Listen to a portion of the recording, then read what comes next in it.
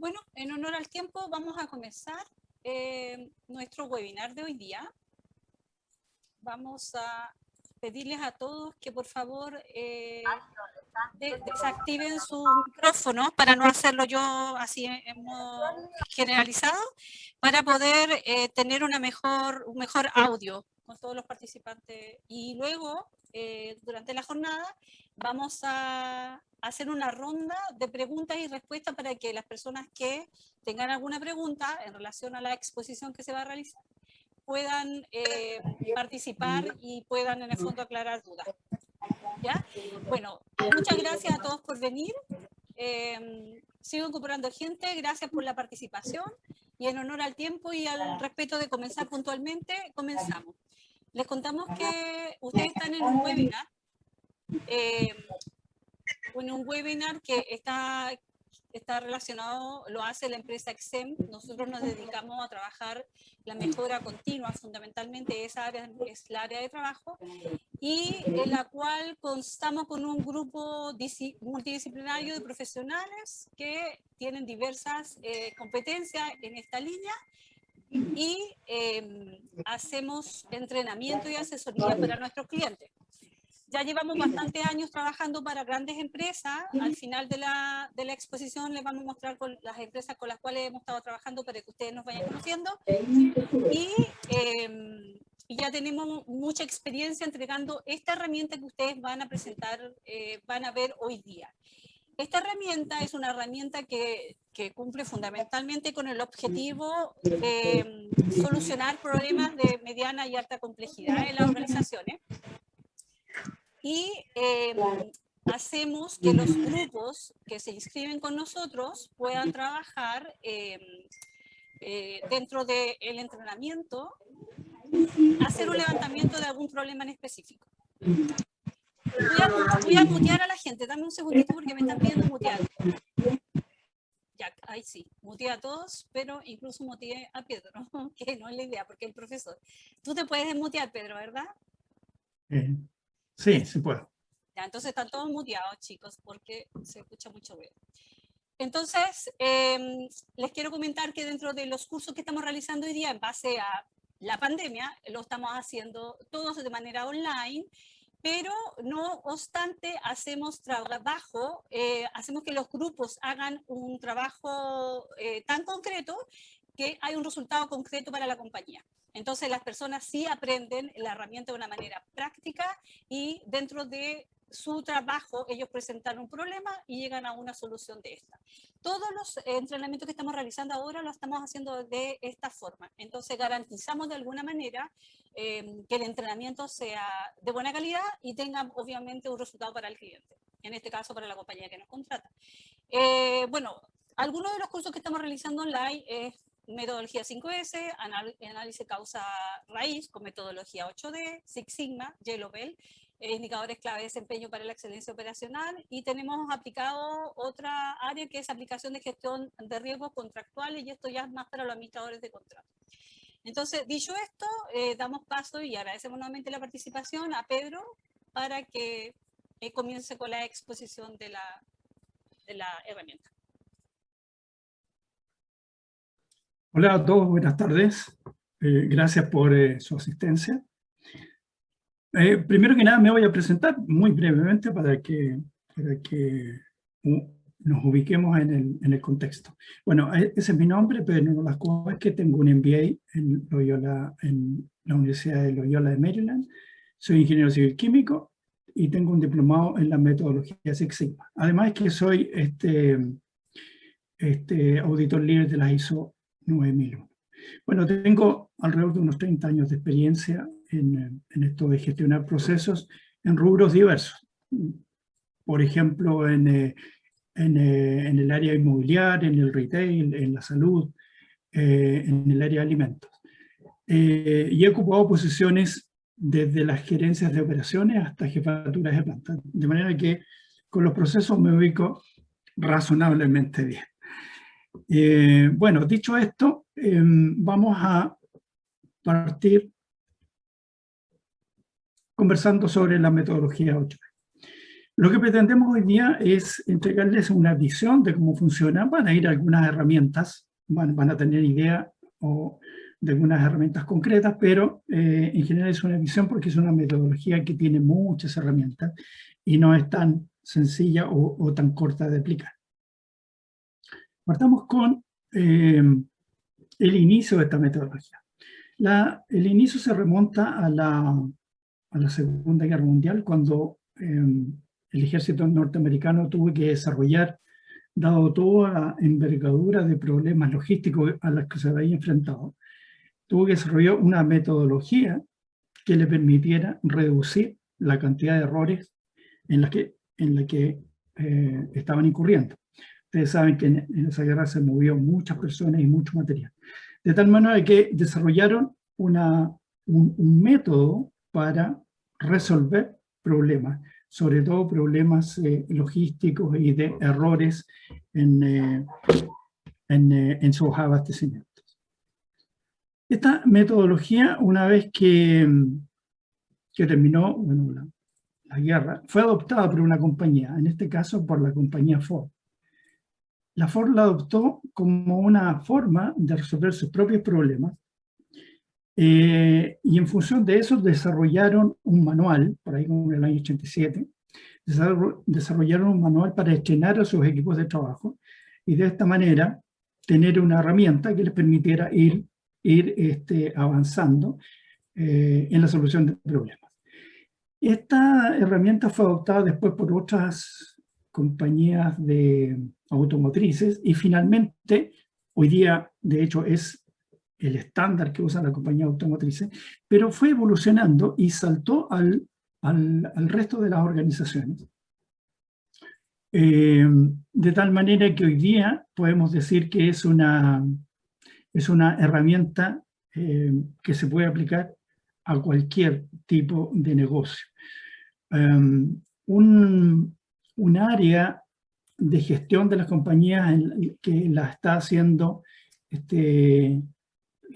un uso bastante frecuente de ella, es el área de la calidad, en que los sistemas ISO, por ejemplo, exigen que se haga un análisis de las fallas o no conformidades que tienen los procesos ISO. Y yo ahí me he dado cuenta que grandes compañías la tienen incorporada en esta etapa, en la etapa de la resolución de no conformidades. Bien, eso es una pequeña introducción, como les digo, a la metodología. Perdonen, creo que se me produjo un problema. Ahí está, disculpen. Para que se vaya entendiendo en qué minuto vamos a aplicar la metodología, podemos decir que no se aplica a cualquier cosa. Se aplica a problemas realmente importantes para la compañía, es decir, problemas que sean de mediana y alta complejidad. ¿Y por qué esto es así? Porque consume tiempo. Una de las primeras cosas que tenemos que hacer es reunir gente, reunir personas que estén involucradas con el problema de cualquier forma, ¿no es cierto?, ya sea tangencialmente o directamente. Entonces, consume el tiempo de estas personas y después consume recursos en la implementación de las soluciones, porque el problema no se da por resuelto hasta que no hemos implementado una solución y la hemos comprobado y está en marcha. De tal forma que, vuelvo a insistir, está diseñada para problemas de mediana y alta complejidad. Lo normal es que esta metodología demore dentro de la compañía entre 4 a 6 meses, para que ustedes tengan una idea de qué orden de magnitud son los problemas que enfrentan.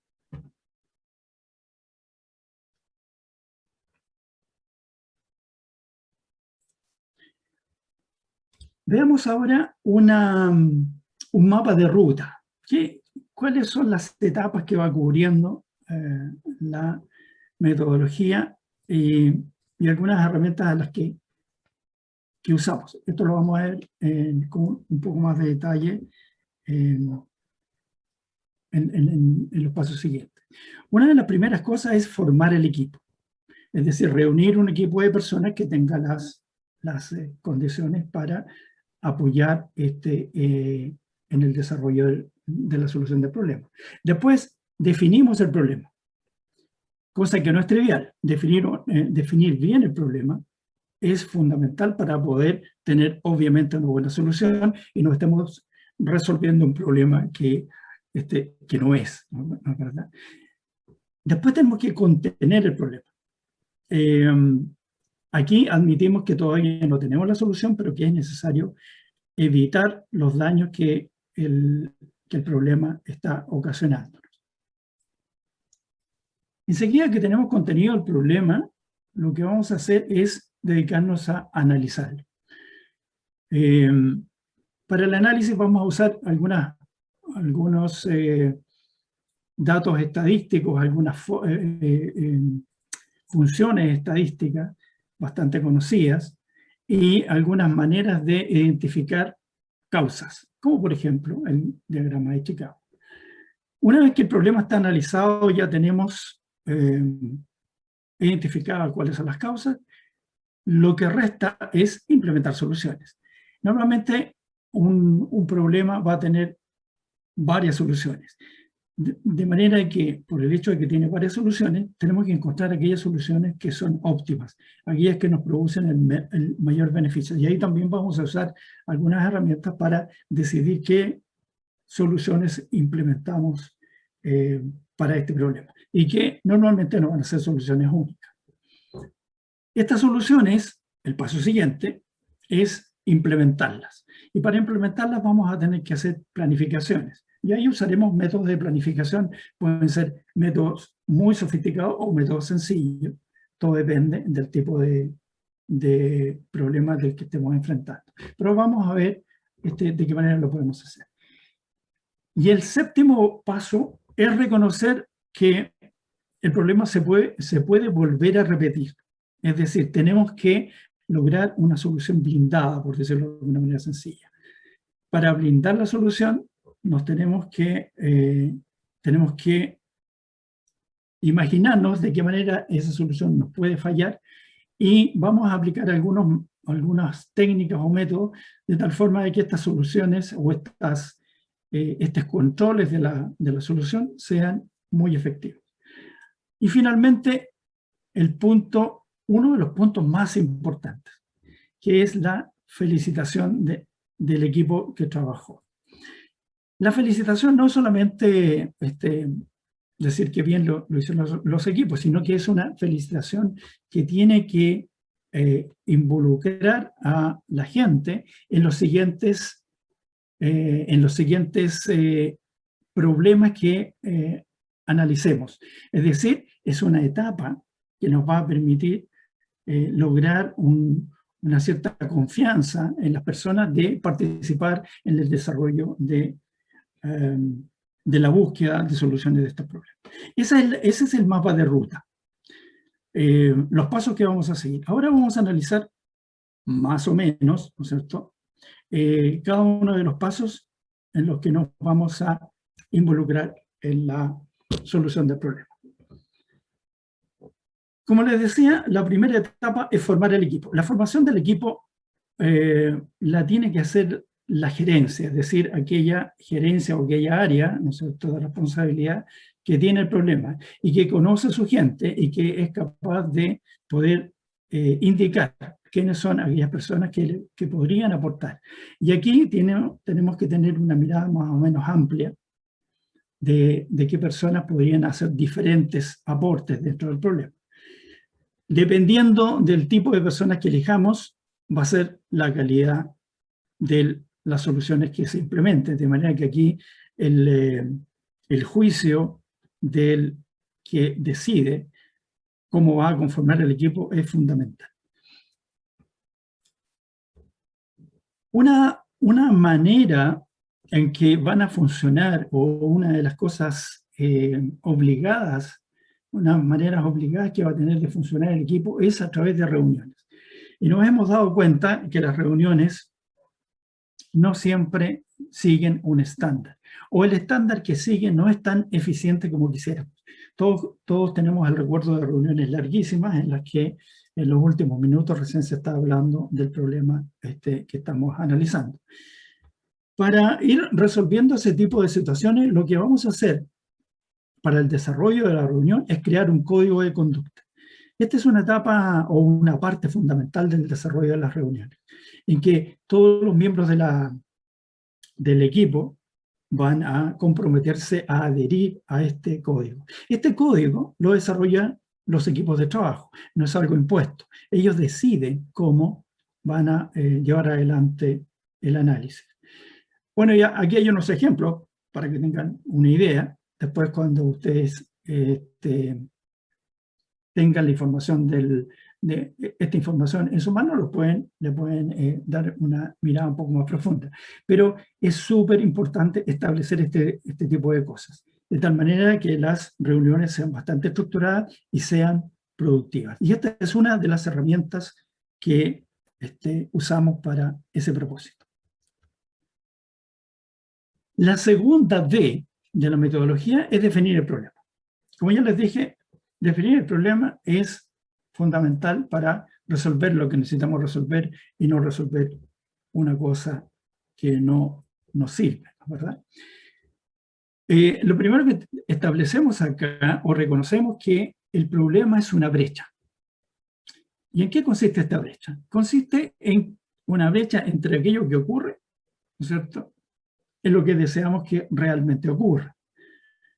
De tal manera que cuando empecemos a definir estandarizadamente el problema, porque así lo vamos a hacer, vamos a definir un estándar para describirlo, vamos a tener presente siempre que es una brecha y es esa brecha la que queremos cerrar. Y nuestro objetivo será finalmente, dentro del desarrollo de la metodología, lograr cerrar la brecha. Ahora, el problema, Leo, ¿puedes silenciar? Porque ahí parece una interferencia. Ya, ahí sí. Entonces, como les comentaba, también podemos decir que el problema tiene una connotación negativa, ¿no es cierto? Es algo que no nos gusta que ocurra. Pero también tenemos que tener una mirada de que es algo que puede transformarse en una oportunidad. El hecho de que resolvamos este problema podría transformarse en una ventaja competitiva respecto al resto de organizaciones que están en nuestro mismo rubro. De tal manera que lo deberíamos estar mirando como una oportunidad de ser mejores, de destacar sobre el resto. La estandarización de la definición del problema la vamos a hacer con esta metodología o este método que es bastante conocido, pero no tan bien entendido. Ahora, si no lo aplicamos bien, la definición del problema va a ser errónea y vamos a estar resolviendo algo que no nos produce beneficio. De tal manera que vamos a aplicar el estándar del 5W+2H, en que nos vamos a ir preguntando qué ocurre, ¿no es cierto?, por qué ocurre, cómo ocurre, dónde, quién, cuándo y cuánto. El cuánto es fundamental, porque nos indica o nos muestra la envergadura del problema, nos muestra la importancia. Y la importancia del problema va a ser que nuestro problema, cuando se enfrente a un pool de otros problemas por los cuales alguien debe tomar una decisión de cuál enfrentar y al cual asignarle recursos, es fundamental. Entonces, esta parte del cuánto hace la diferencia en que nuestro problema o el problema que queremos llevar adelante sea considerado o no. Todos sabemos que los recursos son escasos, de tal manera que el tomador de decisiones tiene que tener en cuenta esto. ¿Cómo golpea a la compañía este problema? Entonces nosotros, como equipo, que vamos a resolver el problema, tenemos que ser muy cautelosos en esta parte y ser acuciosos en la determinación de cuáles son los efectos de este problema para la compañía, de tal manera que podamos obtener los recursos y las autorizaciones para resolverlo. En la parte del qué es donde vamos a hacer hincapié en cuál es la brecha que existe, qué es lo que ocurre y qué es lo que debería ocurrir. Ahí se debe manifestar claramente la brecha. Esos dos puntos extremos son fundamentales. El paso 3 de la metodología es contener el problema.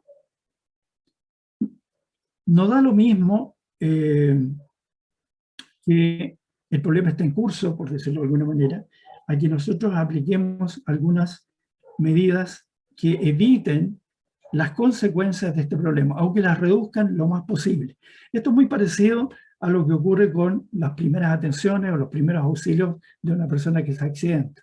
No vamos a resolverle, ¿no es cierto?, la situación que está viviendo, pero vamos a evitar que siga o que se produzca un daño mayor.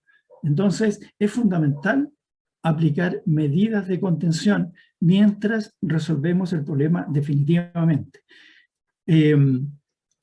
Y acuérdense que el método no es tan rápido de entregarnos una solución definitiva de la situación.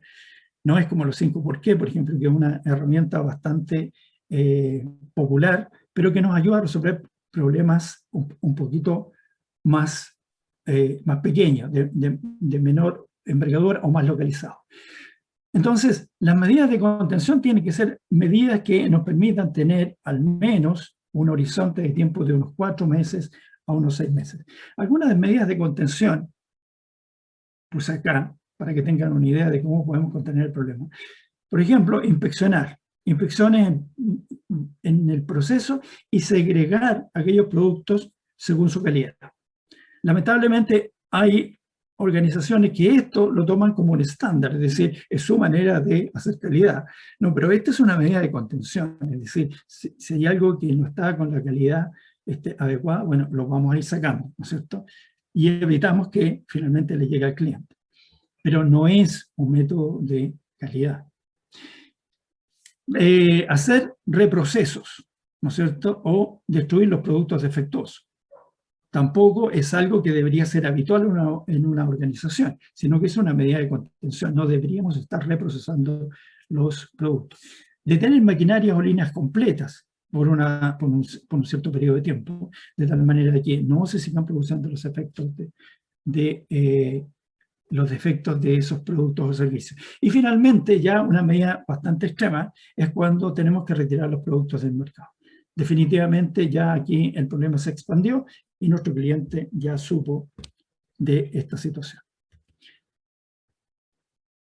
El punto 4 de la metodología es analizar las causas. Y este punto es uno de los más importantes y de los más difíciles, diría yo.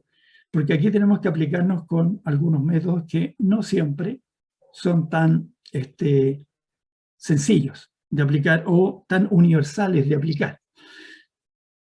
Una de las primeras cosas que tenemos que aclarar es que esta metodología está basada en datos. Es decir, no vamos a hacer nada, no vamos a tomar ninguna decisión si no hay datos que lo respalden. El mejor incentivo o el mejor disuasivo para una decisión son los datos. De tal manera que vamos a ser insistentes en que no vamos a implementar ningún tipo de solución si esa solución no está respaldada por datos. ¿Cuáles son los datos que vamos a manejar? Vamos a manejar 2 tipos de datos. Datos variables y datos atributos. Los datos variables son aquellos que susceptibles de medirse con algún tipo de instrumentación, que tienen una connotación infinita, se pueden variar infinitamente en cualquier sentido. Y los datos atributos son aquellos que se pueden contar. Y normalmente uno saca frecuencias con esto, las veces en que ocurre algo. Entonces se determinan por conteo. ¿Y por qué hacemos la diferencia? Porque ambos datos se tratan de manera distinta. No tienen el mismo comportamiento o el mismo tratamiento matemático. Una vez que hemos establecido, ¿no es cierto?, o tenido la claridad de que existen datos variables y datos atributos, lo que vamos a hacer es muestrear el problema.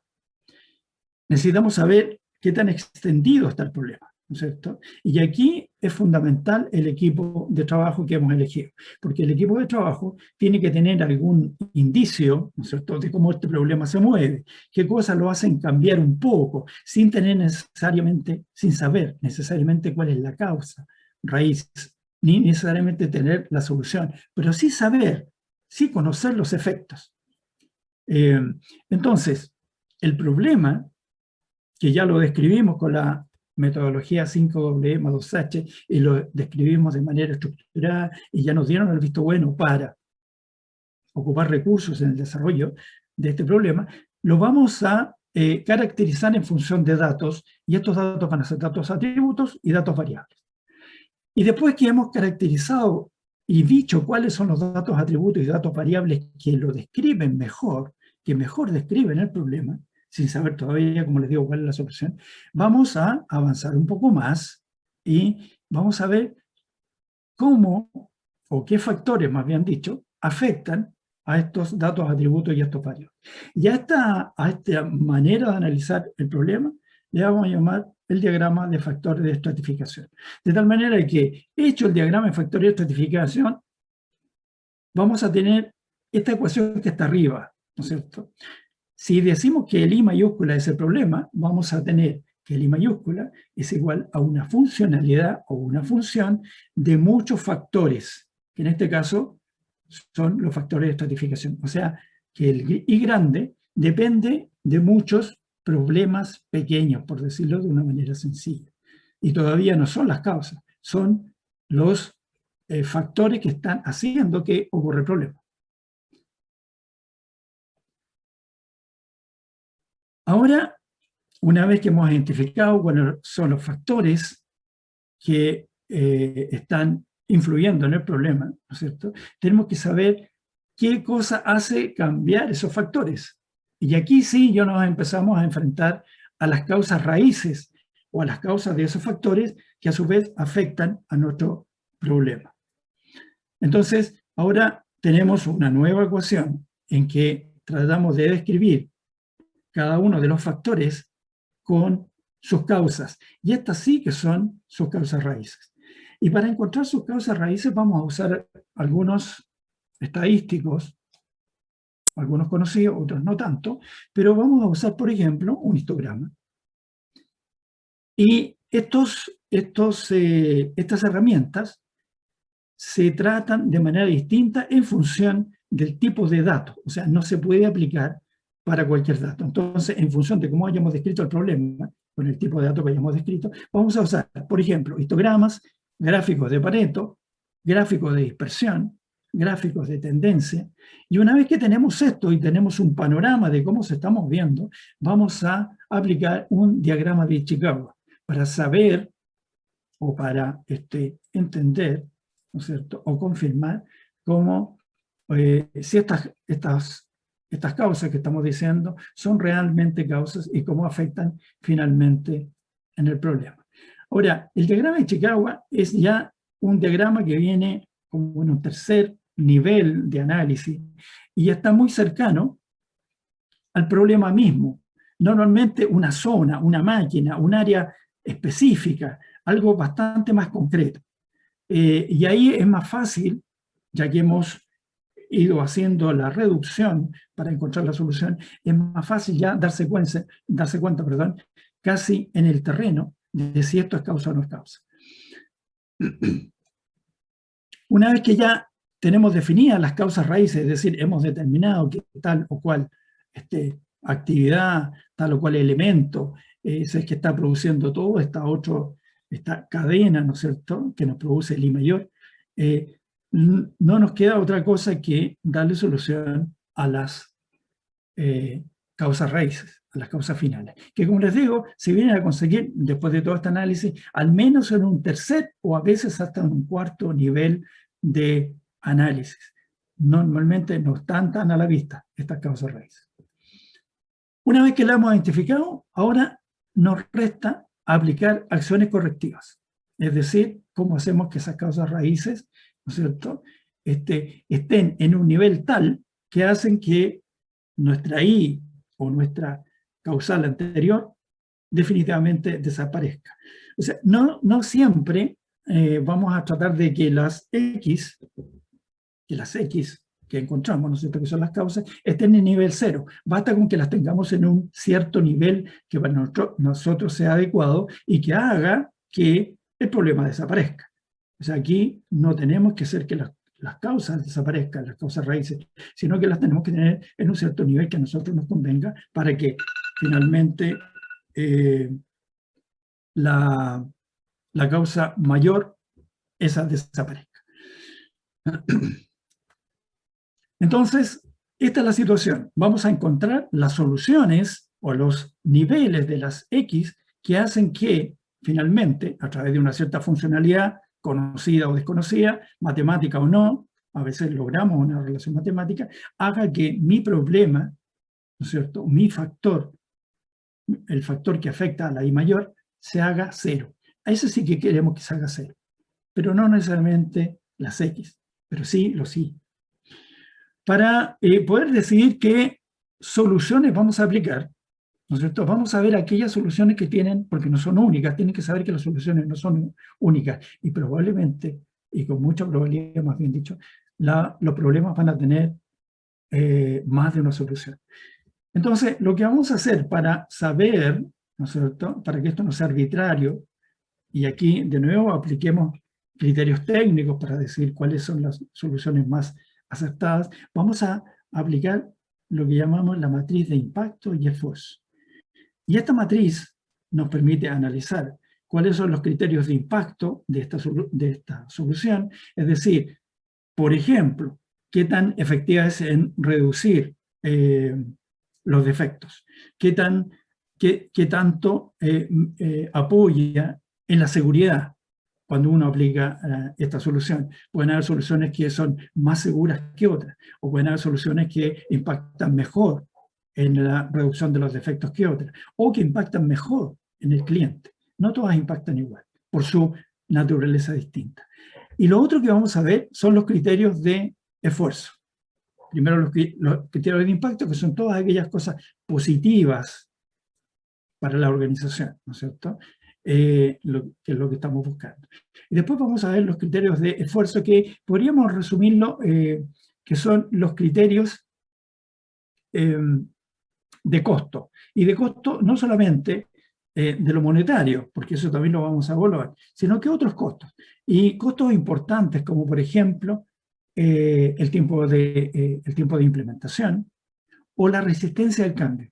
A veces, como equipo que soluciona problemas, se nos olvida la resistencia al cambio. Y esta es una cosa fundamental. La resistencia al cambio puede ser que una solución que es brillante, que nos resuelve completamente el problema, no se puede aplicar. Esto los equipos de trabajo lo tienen que tener muy, muy presente. Puede ser un factor que nos arruine la solución.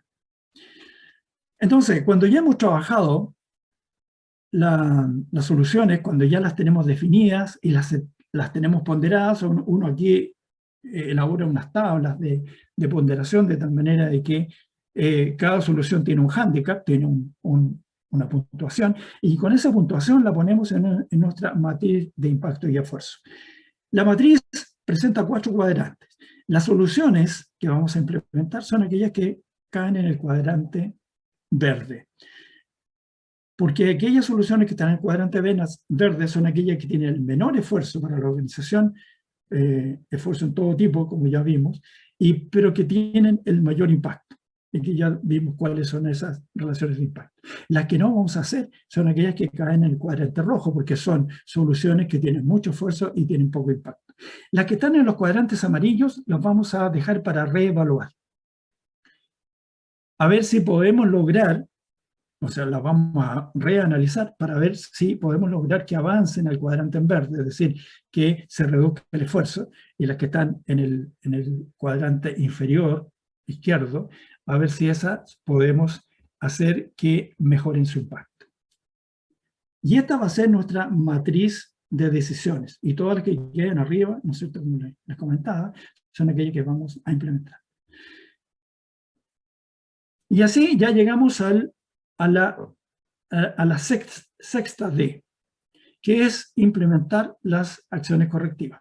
Para implementar aquellas acciones que vimos, que de todo el pool de soluciones, solamente son algunas las elegidas, las que tienen mejor impacto y menor esfuerzo. Y aquí, para implementarla, podemos hacer o aplicar las metodologías que nosotros estimamos convenientes en función de la complejidad de la solución.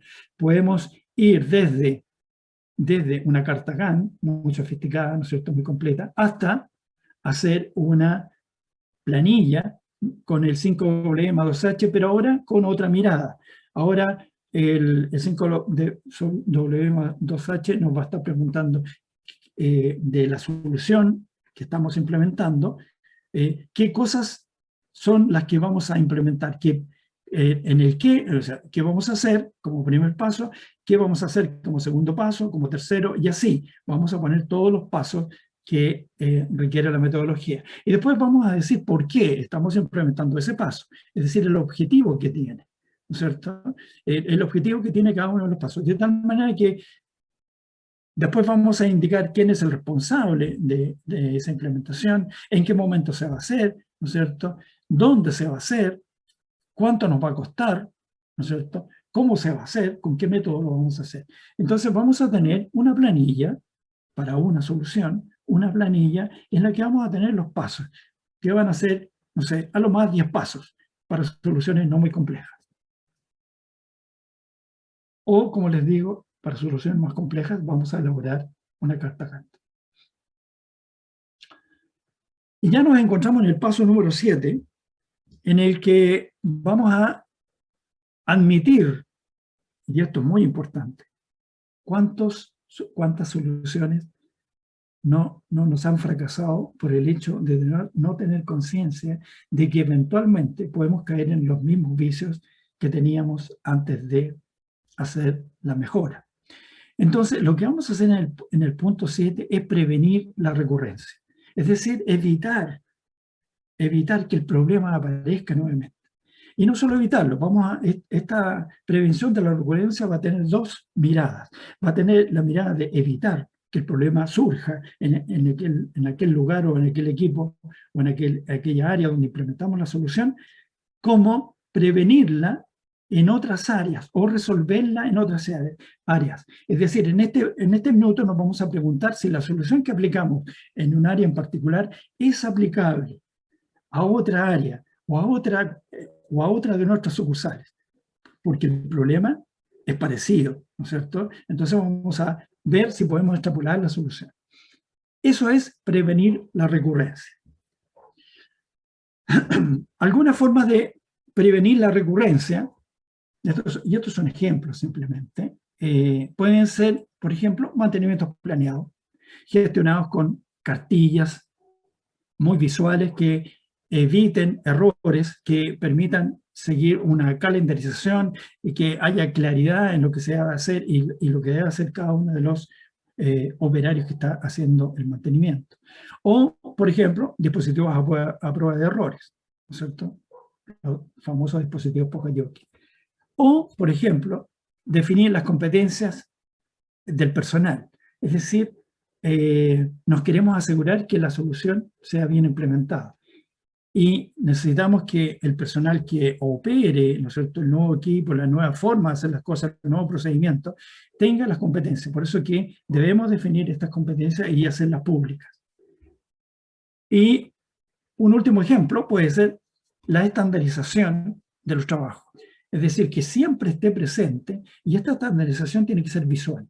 Es decir, que siempre esté presente en el punto donde se realizan los trabajos un recordatorio de cómo hay que hacerlo, de tal manera de que todo el mundo rápidamente se dé cuenta cómo tenemos que actuar y cómo vamos a conseguir los resultados deseados. Y finalmente, y no por eso menos importante, como les decía al principio, nos encontramos con el último punto, felicitar al equipo. Y esto hay que entenderlo bien. Felicitar al equipo, yo eso lo mencioné recién, no es solamente llamar al equipo a la oficina, ¿no es cierto?, o ir a su lugar de trabajo y decirle qué buen trabajo hicieron, sino que hacerlo público. Esto es fundamental, es decir, que los que participan sientan esta retribución de la organización de su esfuerzo, de que obtuvieron una solución que a la compañía realmente le produce beneficios. Entonces, vamos a tratar de que esta felicitación al equipo sea formal. Por ejemplo, vamos a hacer una reunión de presentación del trabajo de los equipos. Puede ser una reunión semestral, qué sé yo, ustedes inventan ahí, pero tiene que ser una cosa pública. Vamos también a documentar la solución, vamos a confeccionar un informe de cómo se llevaron los pasos a la solución y se va a crear un verdadero archivo de soluciones. Esto es valioso para cuando, ¿no es cierto?, a otras plantas o a otras áreas se nos presente un problema parecido y tengamos de dónde partir, de análisis ya elaborados. Para grandes compañías esto es fundamental y tienen un banco, ¿no es cierto?, un verdadero banco de soluciones a problemas que se les han ido presentando. Y basta con que uno se meta a la biblioteca, ¿no es cierto?, y empiece a investigar sobre tal o cual situación. También vamos a hacer paneles de publicación de los resultados de los equipos, paneles públicos donde el resto de la organización vea cómo actuaron los equipos y qué resultados obtuvieron. Y finalmente, y esto es una sugerencia, ¿no es cierto?, podrían haber una suerte de premiación, algún incentivo de ese estilo, y publicaciones en sus revistas, qué sé yo. Esto es muy importante, el reconocimiento. Muestra liderazgo de la organización y muestra ganas de los colaboradores de querer participar en otro equipo de 8D. Y que hay que mencionarlo, ellos no dejan de hacer su trabajo normal, pero sí tienen algunas licencias para poder reunirse y hacer trabajos adicionales, pero siguen en sus funciones, de manera que es un esfuerzo importante para ellos. Bueno, esto es lo que les quería contar sobre la metodología 8D. Si quedaron algunas dudas o quisieran profundizar algunos de los aspectos, estoy disponible para que conversemos unos minutos. Por ahí Esteban tenía una pregunta en el chat. Dice, una causa puede ser el desconocimiento de la gerencia sobre las capacidades y competencias de su staff. Entonces, ¿cómo se garantiza la participación de los más idóneos desde el principio en la resolución efectiva del problema? El que está llamado a convocar al equipo es aquel que tiene el conocimiento.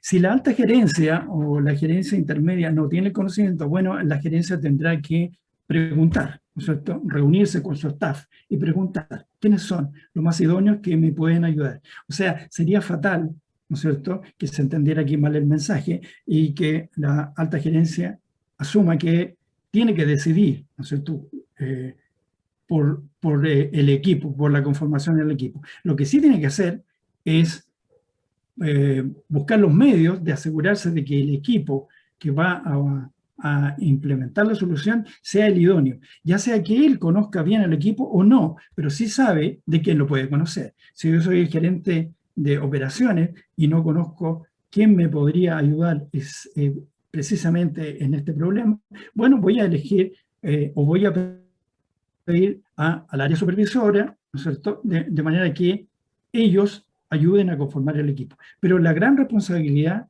tiene que ser de la alta gerencia para que este equipo tenga las atribuciones. En algún minuto este equipo va a pedir recursos y va a pedir ciertas atribuciones. Ellos tienen que tener la capacidad de, a veces, hasta ser transversales a su área. O sea, tienen que sentirse con la capacidad y con la atribución de poder salir de su ámbito normal si estamos buscando un problema de mantenimiento y empezamos a darnos cuenta de que el problema de mantenimiento se está generando, supongamos, en el área de finanzas, ¿no es cierto? Ellos tienen que tener, ¿no es cierto?, la libertad y el respaldo de poder ir a investigar al área de finanzas.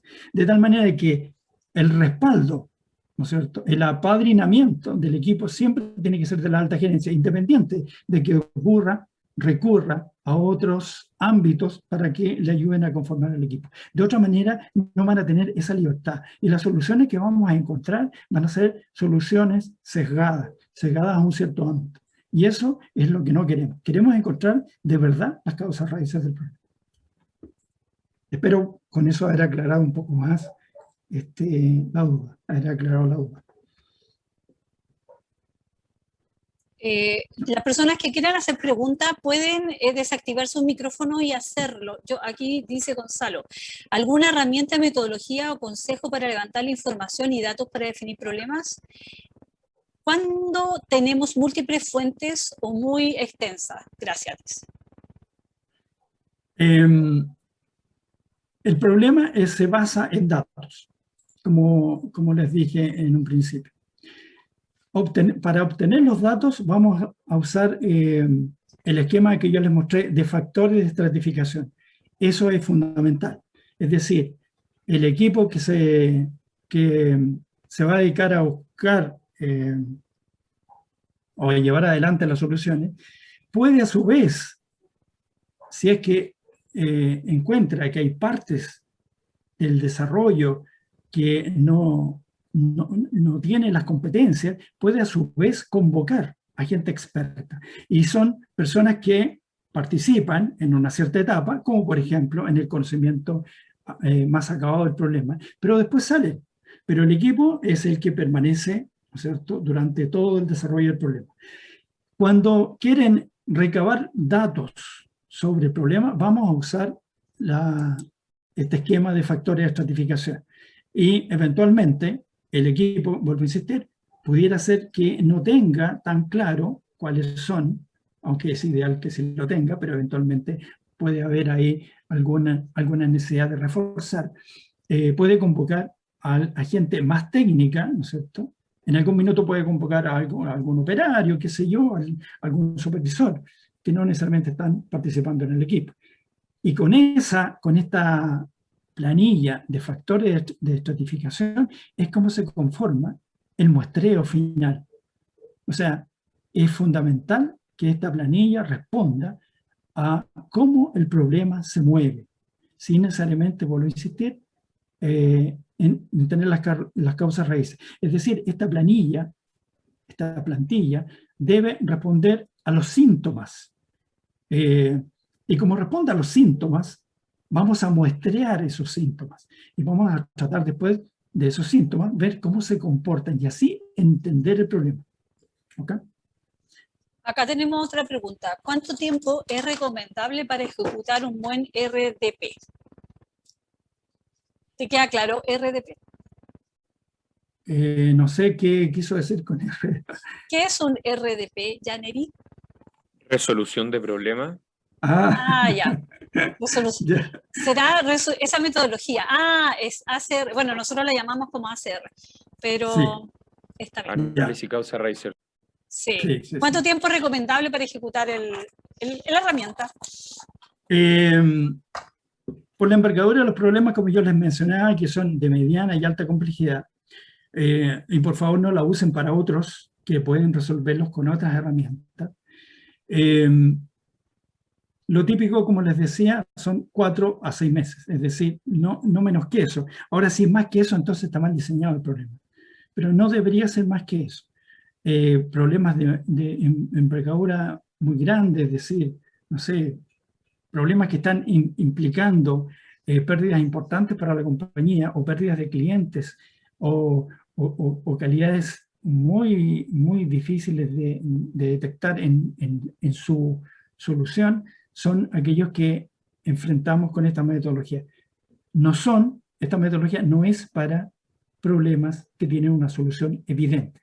Lamentablemente, a veces creemos que las soluciones son evidentes y lo que estamos haciendo no es atacar las causas raíces.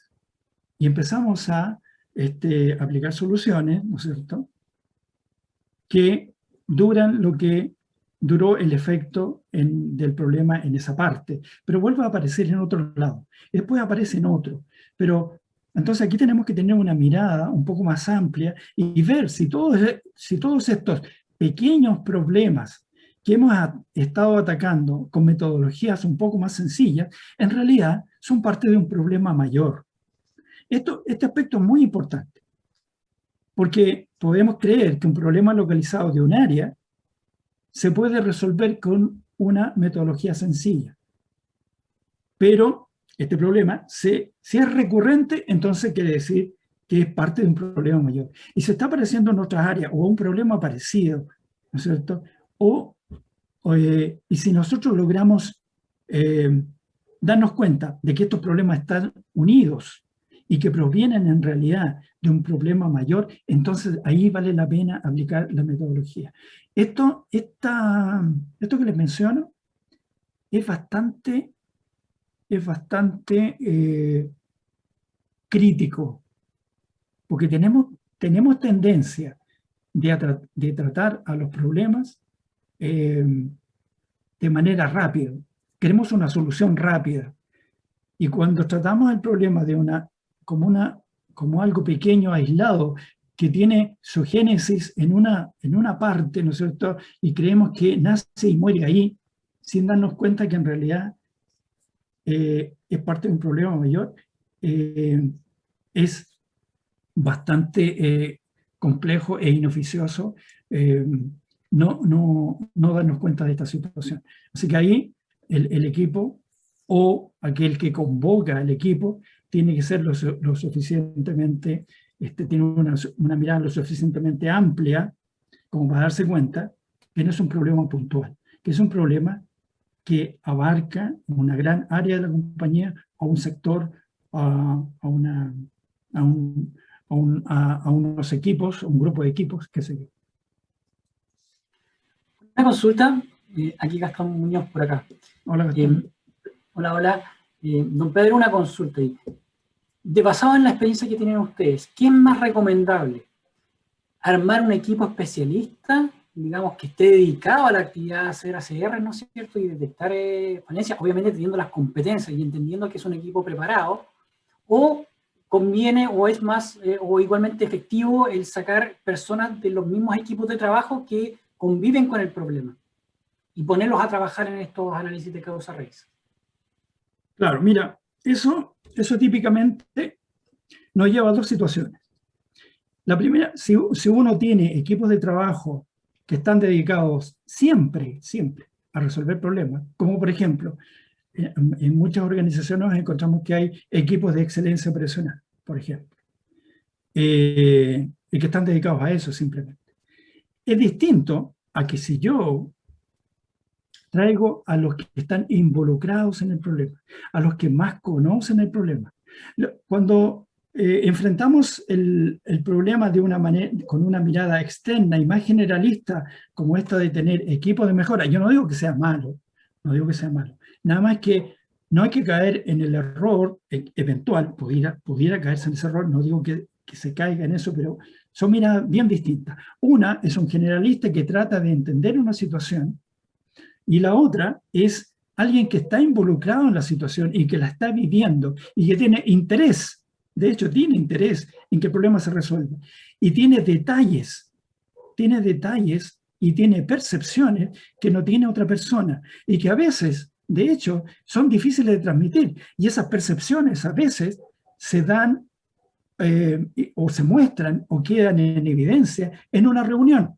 En una reunión de trabajo surgió algo que lo hizo pensar y empezó a atar cabos esa persona y empezó a decir, mira, en realidad parece que el problema va por aquí. Entonces son dos enfoques distintos. Uno, un equipo externo que llega a intervenir y a entender la situación y a dar una solución, y un equipo que está en el problema, ¿no es cierto? Y que tiene luces de cómo se conforma, pero probablemente no tiene todas las herramientas, pero sí tiene luces de cómo se conforma. Y es fundamental entender bien el problema. Entonces son dos miradas distintas. No digo que una excluya a la otra, nada más que una tiene ventajas y ambas tienen ventajas y desventajas. No sé si con eso te te logro responder un poco o necesitas que te aclare más. Roderick Me dice... me disculpa, queda más o menos claro ahí. Sí, básicamente pasa porque justamente de repente las personas que están viviendo el problema, o como decía ahí Roderick, que trabajan en el Gemba, son las personas que no tienen tiempo para dedicarse a hacer análisis porque están en la contingencia, están en el día a día, digamos, están resolviendo los temas más contingentes y seguramente están trabajando en las soluciones parche mientras se hace el análisis posterior. Sí, es por eso que yo les decía que estos equipos tienen que tener el respaldo de la alta dirección. De momento que la alta dirección reconoce que tiene un problema importante, va a decir que estos equipos les dediquen tiempo. Entonces van a tener ciertas, por decirlo de alguna manera, garantías. Cuando ellos necesitan reunirse, si el equipo necesita hacer un muestreo, bueno, se van a ausentar de su trabajo. No, pero no se van a dedicar solamente a esto, ¿no es cierto? Pero sí van a tener la posibilidad de dedicarle tiempo. El tiempo que se necesita dedicarle, pero lo normal es que no sean dedicación exclusiva. Lo normal es que dedicándole a cierta porción de tiempo durante, no sé, la semana, se pueda llegar a buenas conclusiones. Muchas gracias. De nada, un gusto. ¿Había otra pregunta, Leo? No, solo No. que comentar lo que acaba de decir Gastón, que Roderick también acertaba de que el 100% hay que trabajar con quienes están en el Gemba y tener un equipo específico para resolver los problemas, a veces sesga el análisis. Esa es la opinión de Roderick. Sí, sí. Acá hay Gonzalo, otra pregunta. Entonces, ¿tiene sentido aplicar esta metodología en un equipo dedicado a la mejora continua en una empresa? Esa es una pregunta. Yo diría que tiene sentido como metodología, como etapas que hay que seguir para obtener una solución. Pero me temo que deben incorporar y de una manera importante a las personas que están viviendo el problema. De otra manera, van a ser ellos intérpretes, ¿no es cierto?, de lo que está pasando, y no van a tener todos los elementos de juicio o las secuencias de cómo se desenvuelve el problema para poder entenderlo mejor. Por eso es que esta metodología parte convocando un equipo de quienes viven el problema. Los que lo viven, los que lo sufren, los que lo provocan también, ¿no es cierto? Entonces, típicamente, si hay un problema, no sé, con un equipo específico en una planta, va a estar la gente de calidad, que son los que controlan y tienen una mirada muy distinta de la operación. Va a estar los mantenedores, que tienen una mirada también distinta, que son los que van a estar, saben cómo se desempeña la máquina, y van a estar los operarios también, y va a haber probablemente un nivel supervisor, y va a haber probablemente alguien de ventas, que es el que recibe el producto que se está generando. Entonces, como ven, las miradas distintas enriquecen el análisis y pueden apoyar el dimensionamiento del problema. En honor al tiempo, vamos a responder estas dos últimas preguntas de Catalina y Marcelo para no extender tampoco sí, el webinar. Ya estamos en la hora. Y ya estamos en la hora y tenemos que hacer un concurso que me gustaría que todos se queden hasta el final para que no se nos vayan, para que sepan. Entonces vamos a responder brevemente la pregunta de Catalina. ¿Cuál herramienta existe previa al ACR para problemas de menor envergadura? Bueno, hay otras herramientas más sencillas, como por ejemplo esa metodología que probablemente muchos de ustedes ya conocen, que son los 5 por qué, y que se hace con pequeños grupos de trabajo, ¿no es cierto?, para problemas más sencillos, en que basta con empezar a preguntarse cuál es la causa del problema. Y probablemente hay otros que tengan que ver, no probablemente existen, hay otros que son más específicos, como por ejemplo herramientas que se aplican en las áreas de mantenimiento para saber por qué está fallando un equipo y se hacen árboles de falla, qué sé yo, una serie de métodos de ese estilo. Pero este método, ¿no es cierto?, es un método para problemas importantes dentro de la organización. Entonces, la última pregunta, ¿es recomendable tener un facilitador experto? Ups, me pusieron otra pregunta. ¿Que guíe el equipo de trabajo en el proceso de ACR? Eso sí es recomendable.